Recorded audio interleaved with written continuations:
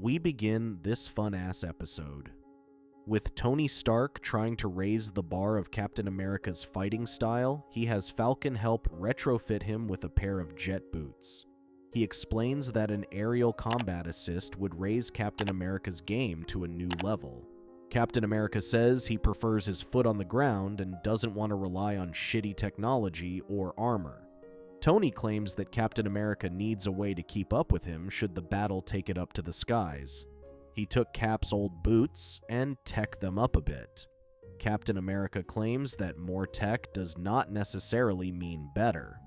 Tony tries to convince him to try out his tech, describing it as if he was skiing on air. After much convincing, Tony activated the jet boots that he has Captain America wear.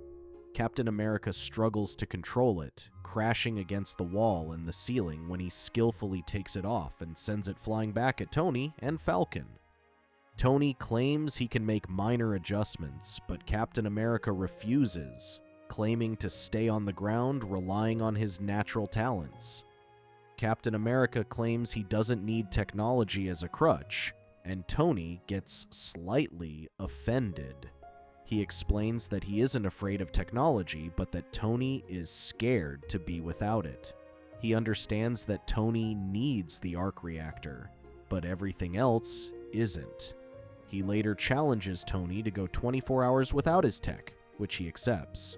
If Cap wins the bet, he will have him on basic training for a week, but if Tony wins, he will have Cap test drive his next invention. Later, Falcon struggles to get the base differential to jive with the critical convergence value. Tony suspects that something must be off with the inverse power coefficients. When he is about to use the computer, Falcon stops and reminds him of his bet with Captain America. Tony struggled to keep away from his devices. When he picks up the tablet intending to check the news, Captain America walks in on him and tosses him a newspaper. Even when he tries to use the elevator, Hawkeye stops and forces him to take the stairs despite it being a 100-floor building. It was barely even an hour, and Tony had already given up on their bet, to which Captain America smirked at his victory. Captain America claims that relying on tech dulls a person's natural skills. Tony claims this is the 21st century and points out he isn't the only one who relies on tech. Seeing the others immerse themselves in technology daily, Captain America suggests everyone should give up tech for a few days as a team-building exercise. Tony thinks it's a great idea, which surprised Hawkeye. He claims none of them could last 24 hours in a tech-free environment. When Hawkeye asks what the stakes are, Hulk suggests the loser do his laundry. Tony claims he knows of such a place, and asks Thor and Hulk to stay behind if the world needs an Avenger. Given that they will spend a day without tech, he dares them both to go without fucking shit up. Thor was offended by Tony's bet, but Hulk asked him what they should touch first as soon as they left. Tony later drives the others to a far-off island where a herd of ugly-ass pterodactyls greets them. After making an emergency landing in the middle of nowhere, Captain America confronts Tony for taking them camping on savage lands. Tony explains that Cap insisted that they should get back to nature, to which this would be the most natural place on Earth, a hidden prehistoric enclave.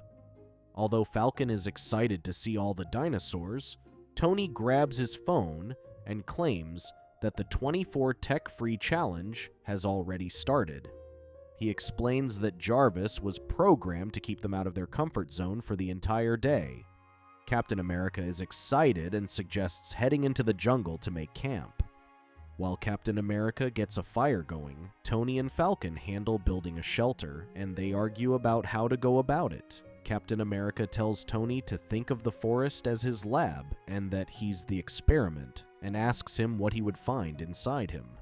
Hawkeye grows tired and hungry, but when they have nothing to eat, he suggests he handle it with an old-style slingshot. When he notices Falcon eating in a corner, he hits the bag and discovers that he brought one of his mom's cookies. Falcon claims they're homemade and should count as natural, to which the others were quickly convinced as they were hungry. Suddenly, they hear a roar nearby, to which the ground suddenly shakes and they discover a herd of dinosaurs stampeding toward them. Seeing many dinosaurs, Tony claims there shouldn't be any when he already checked it on the SHIELD maps. They quickly run away from the rampaging dinosaurs. Tony tells Jarvis to release his armor, but Jarvis refuses, claiming that the 24 no-tech rule is still in effect. He tried to override his programming, but Jarvis explained that Tony disabled the override codes as well. Captain America suggests climbing the cliff and scouting above the trees. While the others have no problems climbing a tree, Tony struggles to get up. Suddenly, a T-Rex finds them, and Hawkeye tries to attack it with his slingshot. It attacks the tree Falcon is on, and when he falls, Captain America jumps at the T-Rex while Falcon flees. Captain America steers the dinosaur into bashing its head against a tree before forcing it to retreat into the forest. As they gather their thoughts, Captain America tells them it's not about what they can't do, but what they can. Tony suspects the dinosaurs weren't after them and claims they must be running away from something. Hawkeye objects to him going into the forest and searching for the thing that scared off a T-Rex with nothing but their bare hands. Suddenly, they come to a cliff and find a tank drilling into a mountain. When they felt a shockwave pulse, Tony quickly recognized them as drilling for vibranium. Falcon explains that not only is it the rarest metal on Earth, vibranium is also indestructible and very dangerous in the wrong hands. He claims that the only known source of vibranium is Wakanda when they suddenly hear a voice. Out of nowhere, a drone shows up and discovers it is Justin Hammer. When Captain America calls him Tech Master, Tony claims he is more of a hobbyist. Cap claims they should still not underestimate him as he is one step away from the Cabal. Justin claims it won't be long once he brings the Cabal a pile of freshly minted vibranium. When Justin notices that they have no tech, he quickly orders a couple of raptors to take them out. It turns out that Justin managed to tame dinosaurs into doing his bidding, given the weapons that are strapped on them. Oh shit, talk about being one with nature. As they get surrounded by Justin's raptors, Captain America ties a rope on Tony's waist and pushes him off the cliff. He explains that Tony is their best chance of stopping Justin and getting out of there. Justin reports back to Skull and offers a lifetime supply of vibranium and 3 Avengers in exchange for a spot in his Cabal. Skull agrees only if he can hold them off until morning. When Tony safely returns to the ground, he encounters a stone golem. The golem takes him back to his kind and introduces himself as Brock. Brock tells him that he is safe with them, which surprised Tony that they could speak English. Brock explains that there have been others who came before him, and that they learned from them. Tony claims they could easily defeat Justin with a stone army, but Brock claims their kind doesn't fight or run. They build. He tries to convince them to fight back, explaining that Justin's devices could harm them. Brock explains that fighting is not their nature and that a thing can only be what it is. He claims that Tony possesses a tiny sun that burns brightly in him, which is said to be the same power destined to destroy them. Looking at the others, he claims that he was a builder before he was a fighter. He asks if they can help him build if they won't fight with him. Skull is impressed at Justin for capturing 3 of the Avengers. He orders Justin to bring Tony Stark's body, and he will make him his right-hand man in the Cabal. Justin claims it is impossible as his raptors tried to look for the body, but they couldn't find anything and suspect some random dinosaur ate him. Skull orders him to search again and to kill the captive Avengers. When the raptors are about to finish them off, Tony arrives and throws rocks at them. Everyone was surprised that Iron Man created a new indestructible armor while stranded in the Savage Lands.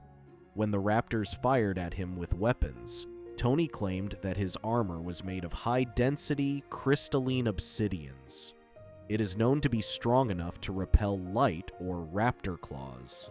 He also claims that the vines of the Cantua tree can be vulcanized and woven to match the tensile strength of steel while allowing for elasticity. That said, he can jump and move while covered in rock and then free the others from their chains.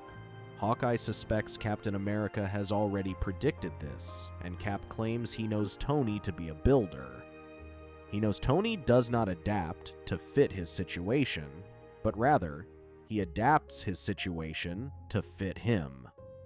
When Hawkeye asks him how he managed to build it so fast, Tony explains that he is a natural-born leader and that he managed to make some friends.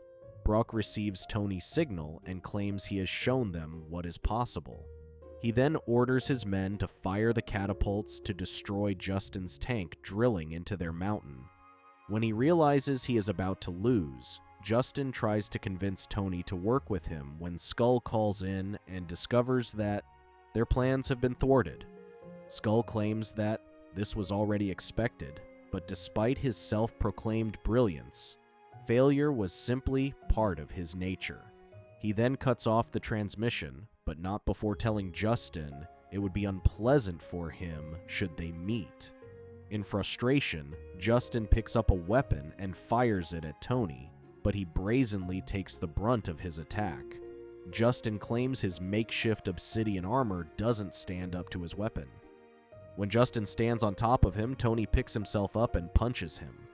Tony wonders how Captain America continues to punch people despite the pain, to which Cap tells him he will get his answer if he comes to training sometime without his armor.